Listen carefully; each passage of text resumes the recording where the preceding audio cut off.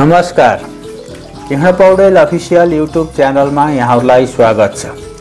भानुभक्त आचार्यद्वारा रचित आठखण्ड रामायण प्रस्तुत गर्दै जाने क्रममा आज म यहाँहरू समक्ष युद्धकाण्ड अन्तर्गत हनुमानजीद्वारा कालनेमीको वध, लक्ष्मण बिउजनु भन्ने विषय प्रसङ्ग लिएर उपस्थित भएको छु। आउनुहोस् अब सुरु गरौँ हनुमानजीद्वारा कालनेमीको वध र लक्ष्मण बिउजेको विषय प्रसङ्गबाट।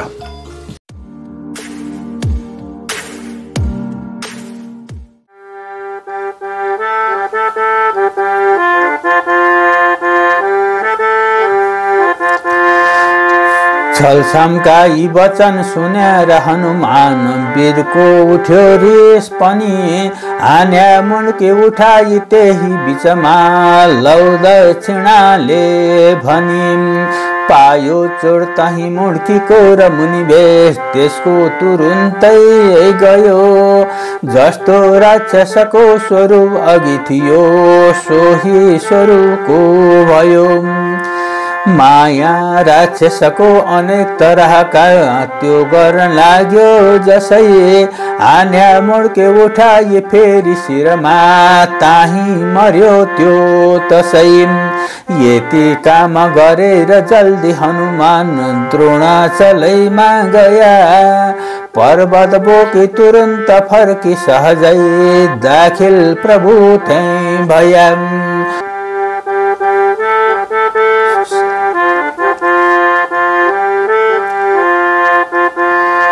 खुसी खुब रघुनाथ तहाँ हुनुभयो, औषध सुसेनले गर्या। बाधा लक्ष्मणका सबै जति थिया, त्यो औषधिले हर्या। रावण माथि दगा गरेर सहजै लक्ष्मण उठ्या थ्या जसै, बाच्या भाइ दया गर्यौ र हनुमान भन्ने हुकुम भो तसै। संग्रामको मतलब गरेर प्रभुजी सामने हुनुभयो तहाँ, बानरको पनि फौ सबै अघि सर्यो, उझन रहन्थ्यो कहाँ। जस्तै सर्प गिराउँछन् गरुडले, सोही तमासा गरे। रावणलाई गिराई बक्सन हुँदा, गिरेर मूर्छा परी।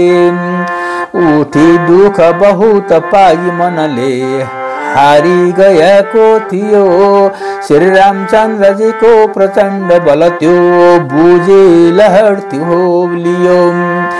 सिंहासनमा बसी सकल वीर राखी सभा खोप गरी, लाग्यो भन्न महे मार्छु हे वीर हो, रामका अगाडि परी।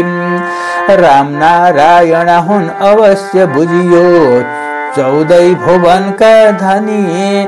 मानिसको अवतार लिया प्रभुजीले, मार्छन् मलाई पनि।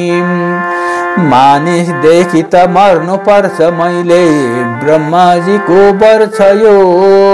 मानिस पै रघुनाथ सर्या अघि बढ्या, काल टार्न सक्ने छको।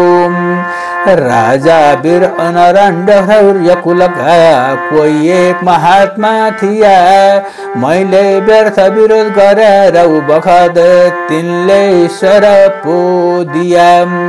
मेरा वंशमा अवश्य अवतार, नारायणैले लिनन्। तेरो राक्षस वंश मारी सहजै, तँलाई मारिदिनन्। धिया यति सारा व्रतेश बखतमा, राजा बिति पो गया। सोही पूर्ण गराउन कन यहाँ, श्रीराम तयारी भया। आया श्री रघुनाथ मलाई अहिले, मार्नै इरादा धरी। मार्छन् निश्चय आज मर्छु सहजै, रामका अगाडि परी।